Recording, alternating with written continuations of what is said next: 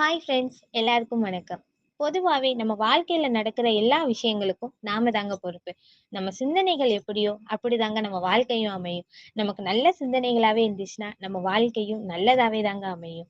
அதுக்கு எடுத்துக்காட்டா இன்னைக்கு ஒரு குட்டி ஸ்டோரி பார்த்துடலாமா?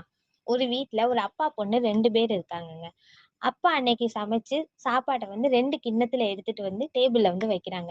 அப்பா பொண்ண கூப்பிட்டு, "உனக்கு இதுல எந்த கிண்ணம் வேணுமோ நீ சாப்பிடுமா" அப்படின்னு சொல்றாங்க. அந்த பொண்ணு கிண்ணத்த பாக்குது. அதுல ஒரு இதுல முட்டை இருக்கு. இன்னொரு இதுல முட்டை இல்ல.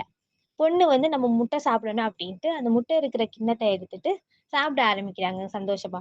அப்பா முட்டை இல்லாத கிண்ணத்த எடுத்து சாப்பிட ஆரம்பிக்காங்க. சாப்பிட்டுட்டு இருக்கும்போதே அந்த பொண்ணு ஆச்சரியமா ஒரு விஷயத்த பாக்குறாங்க. ஏன்னா, அப்பா சாதத்துல இருந்து 2 முட்டை வெளிய எடுத்து வச்சு சாப்பிட்டுட்டு இருக்காங்க. அந்த பொண்ணுக்கு ஒரே வருத்தமா போச்சு. ஐயோ! நம்ம 2 முட்டை சாப்பிட முடியாம போயிருச்சே அப்படின்னு சொல்லிட்டு.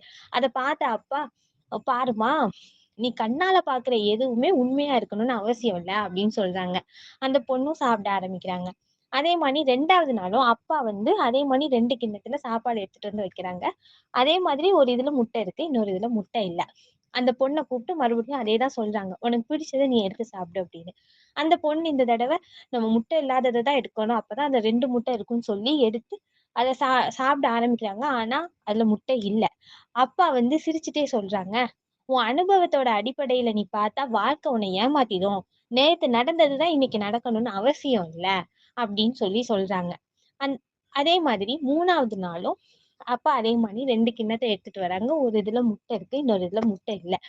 அந்த பொண்ணுட்ட அதே மாரி சொல்றாங்க, "உனக்கு புடிச்சத நீ எடுத்து சாப்பிடு" அப்படின்னு. அந்த பொண்ணு வந்து சொல்றாங்க, "அப்பா, நீங்க தான் இந்த வீட்டோட குடும்ப தலைவர். நீங்க எங்களுக்காண்டி கஷ்டப்பட்டு உழைக்கிறீங்க. அதனால நீங்க சாப்பிடுங்க. நீங்க சாப்பிட்டு மிச்சம் இருக்கிறத நான் சாப்பிட்டுக்கிறேன். நீங்க சாப்பிடுங்கப்பா ஃபர்ஸ்ட்டு" அப்படின்னு சொல்றாங்கங்க.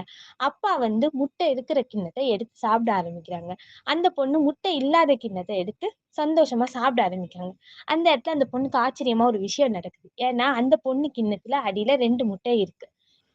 இதே மாதிரி தாங்க. நம்ம மத்தவங்களுக்கு நல்லது நெனைச்சா நமக்கும் நல்லது தாங்க நடக்கும். எண்ணம் போல் வாழ்க்கை. நன்றி.